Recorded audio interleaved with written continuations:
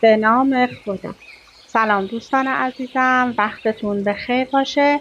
پادکست صدای سکوت امروز رو با کتابی زیبا و جذاب شروع میکنیم.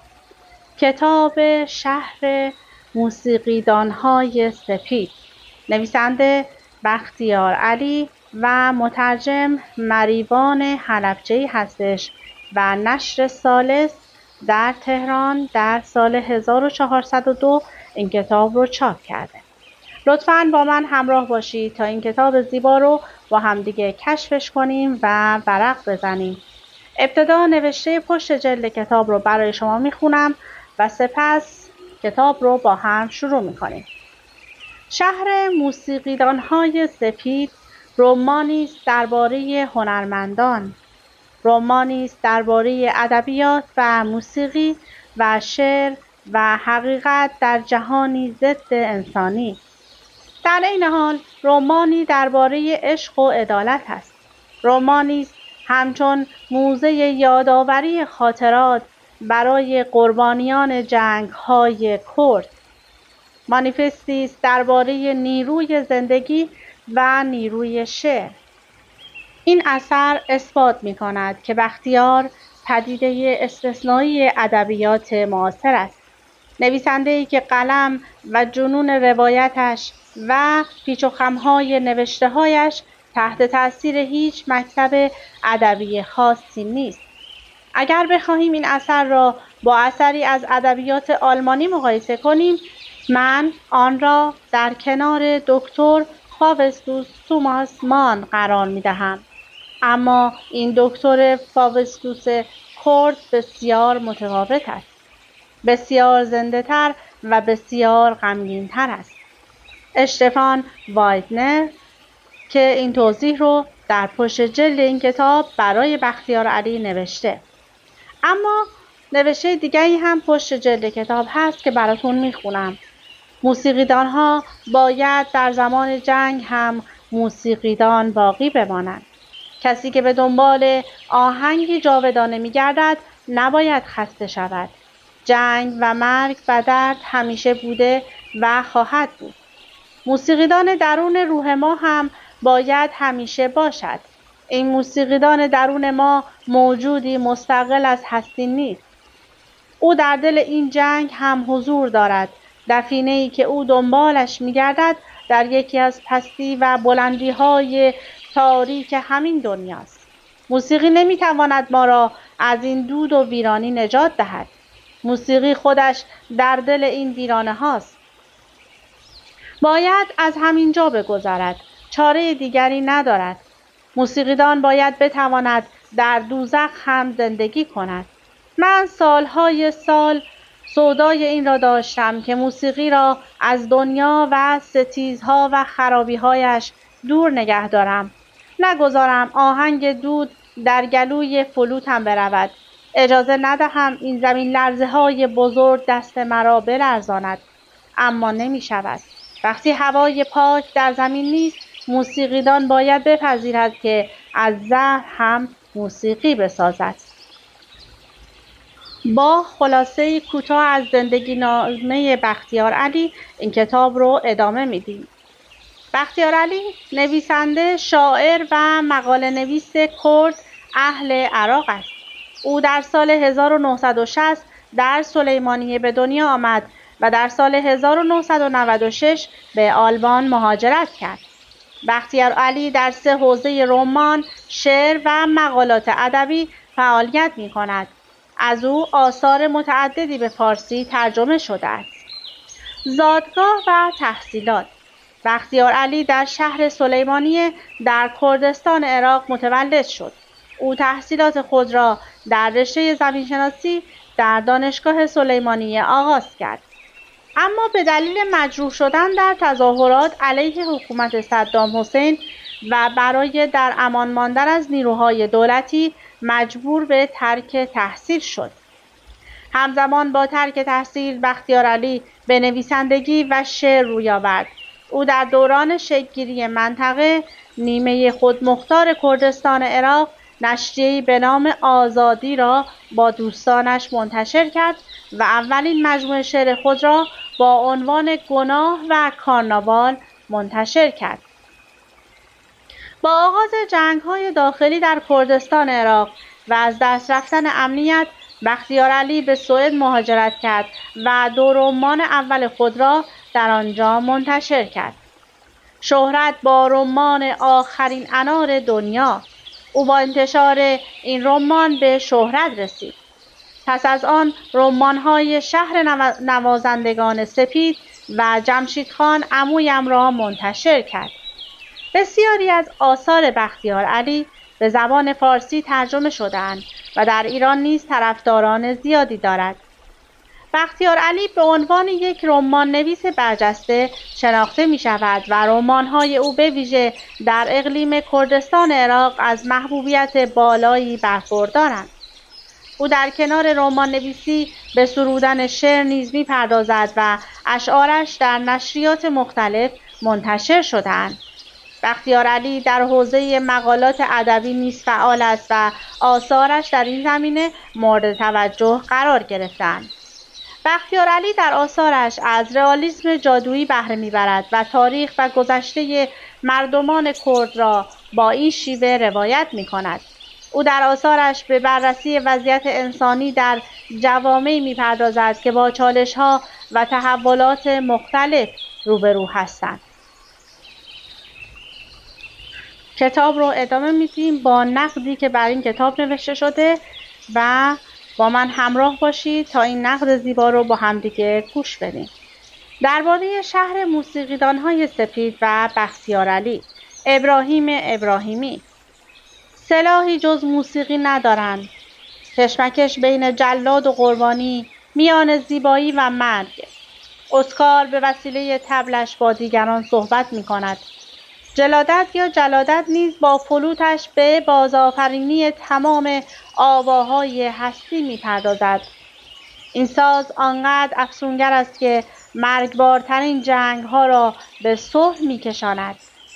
درنده‌ترین حیوانات را رام می‌کند. برای یک لحظه احساس می‌کند صدای پای معشوقه‌اش را نمی‌شنود. گونتر گراس خاورمیانه. شهر موسیقیدان‌های سپید شهری است که تا وقتی به آنجا نرفته‌ای نمی‌دانی چیست. شهر سپید بی حد و مرزی است که انسان هرگز نمی‌داند از کدام دروازه اش وارد می‌شود. از میان گیاهان سبزی به وسعت دریا، آدم می‌تواند آن پرچین سپید بزرگ را ببیند که از هر طرف آن را احاطه کرده است. حصار بی‌پایانی که به همان اندازه که از مکان می‌گذرد از زمان‌ها می‌گذرد. حصار بی انتهایی که هیچ انسان و حیوان و پرنده‌ای نمی‌تواند آن را دور بزند. اگر کسی بتواند از این حصار بگذرد گویی از ابدیت گذشته است و اگر کسی بتواند همه شهر را بگردد انگار از میان زیبایی‌ها و رویاها و دردهای کشته شده تمام تاریخ بشر گذشته است. این نوشته از صفحه 745 این کتاب هستش. زمانی که آکادمی نوبل جایزه‌اش را به گونتر گراس بخشید، علت اهدای این جایزه به گراس چنین عنوان کرد: به خاطر به تصویر کشیدن افسانه‌های شاد و سیاه که در گذر تاریخ به دست فراموشی سپرده شده بودند. این بیانیه آکادمی نوبل یادآور آثار بختیارعلی است.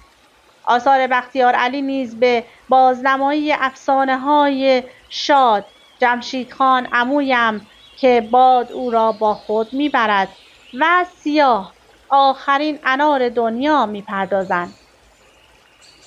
با این تفاوت که در تمامی آثار بختیارعلی این افسانه‌ها خود را تکرار می‌کنند. این تکرار به هیچ عنوان از معایب رمان‌های او نیستند، بلکه برعکس در رمان‌های بختیارعلی هیچگاه ما شاهد گذر از تاریخ نیستیم. از جمشیدخان عمویم گرفته تا دریاس و جسدها ما با شخصیت‌هایی طرف هستیم که بیشتر زمانشان را در میان جنگ می‌گذرانند. جنگی که تکرار می‌شود و تکرار می‌شود و پایانی ندارد. دقیقاً مسئله شخصیت‌های بختیارعلی این است که یا از روی تاریخ میپرند یا اینکه تاریخ را تکرار میکنند. تمامی این موارد ریشه در زیسته خود نویسنده دارد. او در منطقه‌ای زندگی کرده که هر روز با این تکرارها و جهش‌ها روبرو بوده است و وی ریشه تمام بدبختی‌های این منطقه را در همین تکرارها می‌بیند و بلا استثنا در تمامی آثارش ما شاهد چنین اقدامی از سوی نویسنده هستیم. چیزی که خود به صورت موتیف‌هایی در تمام آثارش خودنمایی می‌کنند. اما از این گذشته آنچه موجب شد این نویسنده را با نویسنده بزرگی چون گراس مقایسه کنیم، شباهت‌هایی است که بین طبل حلبی گراس و شهر موسیقیدان‌های سپید بختیارعلی می‌توان یافت. رمان شهر موسیقیدان‌های سپید یکی از شاهکارهای ادبی خاورمیانه است که توسط رمان‌نویس برجسته کرد بختیارعلی به رشته تحریر درآمده و توسط مریوان حلبچه‌ای به فارسی برگردانده شده و نشر ثالث نیز آن را منتشر کرده است. در دو رمان مذکور ما شاهد دو کاراکتر تقریباً ماورایی هستیم: اسکار و جلادت، دو شخصیتی که ویژگی‌های مشترکی دارند. از مهمترین این ویژگی‌ها موسیقی است. این دو شخصیت با زبان موسیقی حرف می‌زنند. اسکار به وسیله طبلش با دیگران صحبت می‌کند. جلادت نیز با فلوتش به بازآفرینی تمام آواهای هستی می‌پردازد. اگر اسکار مجبور است برای مدتی از طبل حلبیش دور بماند و رنجی طاقت فرسا را متحمل شود، به همان اندازه جلادت نیز زمانی که باید موسیقی را از یاد ببرد دچار پریشانی می شود. اگر اسکار مجبور است از وسط دوزخ جنگ جهانی هنرش را به سلامت نگه دارد، جلادت نیز مجبور است از دوزخ چندین جنگ در منطقه خاورمیانه هنرش را در امان نگه دارد. هر دوی آنها در این جنگ‌ها سلاحی جز موسیقی ندارند. هر دوی آنها عاشق پیشگانی منحصر به فرد هستند. تمام این فاکتورها و از همه مهمتر رئالیسم جادویی دو اثر را به هم نزدیک می‌کند. اما آنچه در این یادداشت اهمیت می‌یابد نه بررسی تطبیقی این دو اثر بلکه مقوله جنگ و هنر است. البته اگر بخواهیم نگاهی تطبیقی به دو اثر داشته باشیم نیازمند مقاله دیگر خواهیم بود. در نتیجه به همین موارد کوتاهی که اشاره شد بسنده می‌کنیم و روی مسئله هنرمند و جنگ معطوف خواهیم شد. بختیارعلی فرزند زمان خویش است. او جنگ را با پوست و استخوان تجربه کرده. او آوارگی و بیخانمانی را خوب می‌شناسد. در کنار همه این آزارها او هنر و فلسفه را نیز خوب آموخته است. قرار دادن یکی از ظریف‌ترین متریال‌های جهان یعنی هنر در کنار یکی از پیچیده‌ترین و دهشتناک‌ترین وقایع این کره خاکی یعنی جنگ و نسیان احتیاج به قلمی دارد که از زمانه خویش عبور کرده باشد. قلمی که پلی باشد بین هنر زنده ماندن و هنر در معنای اصیل کلمه. در شهر موسیقیدان‌های سپید جنگ در برابر هنر قرار می‌گیرد. بختیارعلی در مقدمه کتاب نیز خود بر این موضوع صحه می‌گذارد و می‌نویسد: رمان شهر موسیقیدان‌های سپید بر دو خط اصلی حرکت می‌کند که همانا کشمکش بین جلاد و قربانی است، همراه با کشمکش میان زیبایی و مرگ. در این دو کشمکش حقیقت انسان بسیار روشن‌تر از هر گونه کشمکش دیگری پدیدار می شود. حالانکه این تقابل در این رمان چگونه بازنمایی می شود مبحثی است که خود نویسنده در مقدمه کتاب به زیبایی به آن اشاره کرده است. از نگاه وی بالاترین سطح مقاومت این نیست که انسان در تقابل با جلادها سلاح بردارد و حمله ور شود، بلکه میتواند به محافظت از زیبایی و ارزش‌های والا بپردازد. شباهت‌های طبل حلبی و شهر موسیقیدانهای سپید. قبل از هر چیز از نام رمان شروع کنیم. نامی که از همان ابتدا با مخاطبش به تفاهم میرسد که قرار است با اثری جادویی روبرو باشد. در واقع از همان ابتدا سخنش شهری به میان می آید که موسیقیدانهایش سفید هستند. این نام زمانی اهمیت می‌یابد که می‌خواهیم این اثر را با یکی از پرآوازه ترین آثار تاریخ یعنی طبل حلبی گونتر مقایسه کنیم. وقتی که به نام اصلی اثر توجه می‌کنیم با واژه موسیقیار روبرو می‌شویم. واژه‌ای که حداقل برای زبان کردی بیگانه است. با کمی تحقیق متوجه خواهیم شد که این واژه از اساس واژه‌ای آلمانی است و از همان ابتدا مشخص می شود که نام اثر متأثر از ادبیات آلمان است. در نتیجه موسیقیدان‌های بختیار علی همانند تبال کوچک جسته گونترگراس از قدرتی ماورایی برخوردارند. اگر اسکار گونترگراس با سازش قادر است حرف بزند، موسیقیدان‌های بختیار علی نیز به وسیله سازهایشان هر آوایی را که بر روی این طبیعت است خلق می‌کنند و فراتر از یک حرف زدن ساده قدم برمی‌دارند.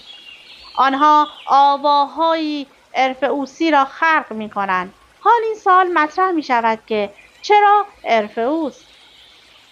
در طول تاریخ ارفئوس پیوند عمیقی با شاعران و موسیقیدانان داشته، به گونه‌ای که کمتر موسیقیدان و شاعری پیدا می شود که ارفئوس را نشناخته باشد. در واقع ارفئوس پدر ابدی تمام موسیقیدان‌های بزرگ است. اما آنچه در مورد ارفئوس برای خوانش این دو رمان بزرگ بسیار اهمیت می‌یابد، سه نکته بسیار کلیدی است که دسترسی به دو رمان مذکور را ملموس‌تر می‌کند. در ارفئوس ما شاهدیم که رمانتیک بودن در کنار خیال پردازی و جاودانگی ذهنیت آفرینندگان بزرگ هنری را تشکیل می‌دهد. ذهنیتی که خود به خود دارای سه مقوله اندیشمندی، عشق و شهادت است. از اینجا به بعد است که کمتر موسیقیدان، فیلسوف، فیلمساز، نقاش از اوید تا جورج تراکل، ژان کوکتو، تنسی ویلیامز، ریکله پیدا می شود که متأثر از ارفئوس نبوده باشد. ارفئوس آن موجود اساطیری یونانی است که با ساز مخصوصش لیرا که از آپولو به او رسیده نواهای افسانه‌ای را می نوازد، به گونه‌ای که این ساز آنقدر افسونگر است که مرگبارترین جنگ‌ها را به صلح می‌کشاند. درنده‌ترین حیوانات را رام می‌کند، موج‌های سرکش و طوفان‌های بزرگ دریاها را آرام کرده و حتی سنگ‌های کوه‌ها را به گریه واداشته است. اورفئوس یکی از نفرین شده ترین موجودات اساطیری یونان است که داستان پر رمز و راز و عاقبتی دهشناک دارد. او این بدبختی را برای همه هنرمندان و خالقان هنری بعد از خودش به ارث می‌گذارد. او که عاشق زنی به نام اوردیکا می شود و با او ازدواج می کند، متوجه می شود که از بخت بد یکی از پسران آپولو، اریستایوس، نیز دل به عشق اوردیکا بسته است. در این بین روزی که پسر آپولو می‌خواهد به اوردیکا دست درازی کند، اوردیکا از دست پسر فرار می‌کند و پایش را روی ماری می‌گذارد و مار او را نیش می‌زند و او را می‌کشد. حالا اینکه اورفئوس تصمیم می‌گیرد که به هادس یا دوزخ سفر کند. او با نواهای ساز سحرآمیزش درنده‌ترین موجودات جهنمی مانند سگ سر هادس یا سربروس را رام می کند و هنر او چنان در دل الهه دوزخ نفوذ می کند که به او اجازه داده می شود اوردیکا را با خود از دوزخ بیرون ببرد. اما شرطی برای او تعیین می شود و آن این است که اورفئوس به هیچ عنوان حق ندارد پایش را روی زمین بگذارد و به پشت سرش و به اوردیکا نگاه کند. در صورتی که به عقب نگاه کند، اوردیکا به قعر دوزخ سقوط می کند و اورفئوس او را برای همیشه از دست خواهد داد. اورفئوس تا دروازه‌های خروج حادث به همین نحو پیش می‌رود و چیزی نمانده که پایش را روی زمین بگذارد که برای یک لحظه احساس می‌کند صدای پای معشوقه‌اش را نمی‌شنود. شرط خدایان را فراموش می‌کند و به عقب نگاه می‌کند. همین برگشتن به عقب باعث سقوط اوردیکا به قعر دوزخ می‌شود. داستان اورفئوس بیش از هر چیزی بر رمان شهر موسیقیدان‌های سپید تأثیر گذاشته است. در این داستان مشهود است که اورفئوس بیشتر از همه اساطیر یونانی دارای ذهنیت هنرمند مدرن است. او به جز سازش سلاح دیگری ندارد و بر این باور است که تنها به وسیله هنر می‌تواند در برابر مرگ بایستد. آنچه در همین یادداشت به آن اشاره شد که هنرمندان شهر موسیقیدان‌های سپید به وسیله سازهایشان در برابر جنگ و نسیان می‌ایستند. دومین مقوله‌ای که در داستان اورفئوس با آن روبرو هستیم، مسئله تسلیم نشدن هنرمند در برابر واقعیت محض است. سفر اورفئوس به دوزخ سفری نمادین است و نشان می‌دهد هنرمند باید آمادگی این را داشته باشد که به دل دوزخ سفر کند. خود بختیارعلی در شرح موسیقیدان‌های سپید این مسئله را اینگونه برجسته می‌کند: موسیقیدان‌ها باید در زمان جنگ هم موسیقیدان باقی بمانند. کسی که به دنبال آهنگ جاودانه می‌گردد نباید خسته شود. جنگ و مرگ و درد همیشه بوده و خواهد بود. موسیقیدان درون روح ما هم باید همیشه باشد. این موسیقیدان درون ما موجودی مستقل از هستی نیست. او در دل این جنگ هم حضور دارد. دفینه‌ای که او دنبالش می‌گردد در یکی از پستی و بلندی‌های تاریک همین دنیاست. اورفئوس رمان شهر موسیقیدان‌های سپید جلادت است. جلادت از 3 مرحله دوزخ عبور می‌کند. مرحله اول آشنایی او با اسحاق زرین لب است و زمانی که همه می‌میرند در این بین جلادت هم می‌میرد. در واقع مرگ جلادت در این مرحله قطعی است، اما او با مرگ خیش به جهان دیگری قدم می‌گذارد، شهر غبارهای زرد، جهان روسپی‌های غمگین، جهانی که در آن جنگ از سوی دیکتاتور در تمامی مناطق گسترش یافته. این مرحله دوم دوزخ است که جلادت از آن عبور می‌کند. در این مرحله نویسنده شهر غبارهای زرد را در حاشیه امنیت خاصی قرار داده. ما اشباحی را در این شهر می‌بینیم که همه بازماندگان جنگ هستند. در واقع این شهر دیکتاتور و مردمانش را در میدان جنگ نمی‌بینیم. آنچه می‌بینیم جنگی است که در ذهنیت کاراکترها وجود دارد. این ذهنیت کاراکترهای داستان است که ما را وسط این جنگ می‌برد. جلادت در این مرحله باید هنرش را از یاد ببرد. باید یاد بگیرد که مدتی بدون موسیقی زندگی کند، شاید تا ابد مجبور باشد به همین روال ادامه دهد. اما به مرور موسیقی از بیرون به درون نفوذ می‌کند. موسیقی در روح او نهادینه می‌شود. آشنایی او با دالیا سراج الدین همان مرحله عشق در اورفئوس است. او در این مرحله عشق را تجربه می‌کند. در اینجا آنچه رخ می‌دهد از زبان خود جلادت چنین مطرح شده: عشق من به دالیا به خاطر تمنای وصال نبود، بلکه تأمل در فراق بود. بعضی از عشق‌ها به تمامی آمیختن و یکی شدن روح و جسم است، اما بعضی دیگر سراسر در فکر فراقند. سؤال عاشق‌های کوچک این است که کی به معشوق میرسم، اما پرسش عاشق‌های بزرگ این است که کی و کجای این هستی از معشوق جدا شدم. مثل این ویولون تنها و طولانی نفس چایکوفسکی که هر وقت میشنویم انگار ندایی خموش را در سر خودمان کشف میکنیم. ندایی که از آغاز آفرینش در دلمان بالیده و بعدها از ما گسسته. عشق مثل همه موسیقی‌های بزرگ چیزی است که حس می‌کنی بیش از این از زمان‌های دور، از روز ازل بخشی از هستی‌ات بوده. مرحله سوم رمان مرحله شهادت است. مرحله‌ای که به کشف حقیقت می انجامد. ما در این مرحله به جاودانگی ذهنیت هنرمندان می رسیم. در این مرحله جلادت دوزخ دیگری را کشف می کند، دوزخی که در آن آزادی خواهان گذشته به افرادی تمامیت خواه تبدیل شدند، افرادی که حتی از دیکتاتور قبلی وحشتناکتر هستند.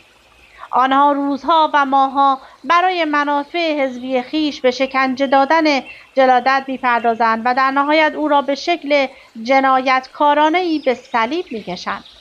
آنچه دیکتاتور قبلی هم شاید هیچگاه انجام نداده بود.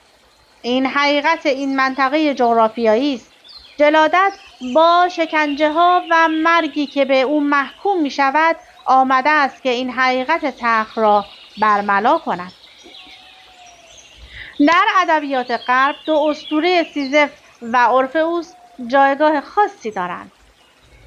اگرچه ما در مرحله نهایی شاهد آن هستیم که جلادت به شهر موسیقیدان‌های سپید پا می‌نهد، اما خود ورود جلادت به این شهر و تغییر نامش به جلادت ققنوس بحرانی دیگر می‌آفریند. در واقع اگر کمی در اثر دقیق‌تر شویم در می‌یابیم که جلادت محکوم به زندگی دوباره می‌شود. جلادت به عنوان نمونه یک هنرمند باید برای مدت‌های مدیدی این زیسته را تکرار کند. او نجات نمی‌یابد، بلکه او محکوم به تکرار عبور هر روزه از دوزخ می‌شود. او سیزیف است که بار گران جنگ خاورمیانه را به دوش می‌کشد. هنرمند این منطقه محکوم است که هر روزه از این دوزخ عبور کند، عبوری که ساده نخواهد بود و سالانه به مرگ هزاران نویسنده و نقاش و فیلمساز می انجامد. 2 راوی و 4 پیرنگ. رمان به لحاظ ساختاری دارای 2 راوی است. یکی از راوی‌ها علی شرفیار و دیگری راوی جلادت است که خود این تنوع راوی‌ها جذابیت رمان را چند برابر کرده است.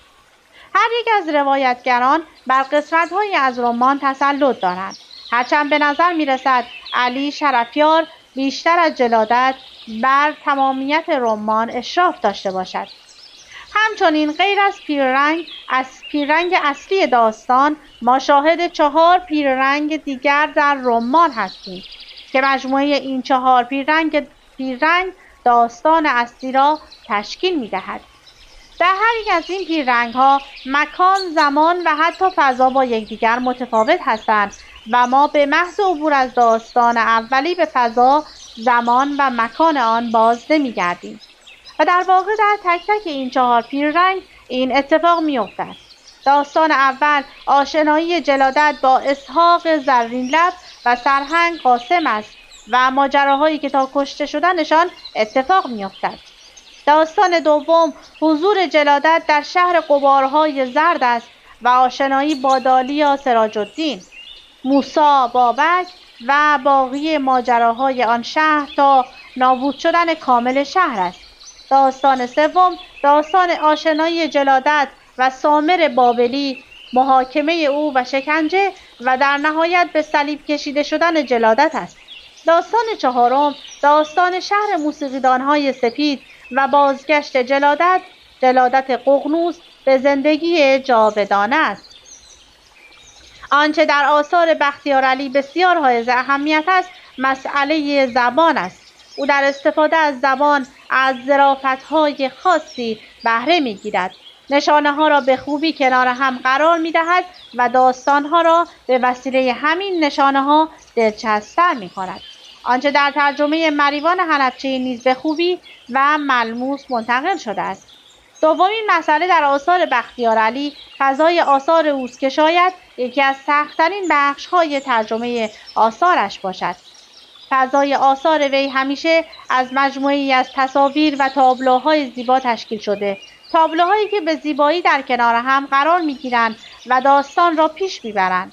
این تابلوها توسط ذهنیت نویسنده مانند یک نقاشی بسیار زیبا ترسیم می‌شوند و بیننده‌هایشان را به اعماق خویش می‌کشند. چه بسا دوباره ترسیم کردن یک تابلو نقاشی با همان جزئیات کار دشوار و طاقت فرسایی باشد و انتقال این تابلوها و نقاشی‌ها توسط مترجم با همان جزئیات و همان ظرافت به خواننده فارسی زبان منتقل شدند. و دیگه وقت به من اجازه نمیده که بیشتر از این کتاب زیبا رو برای شما بخونم. از اینکه با من همراه بودید سپاسگزارم. تا وایس بعدی، خدا نگهدارتون.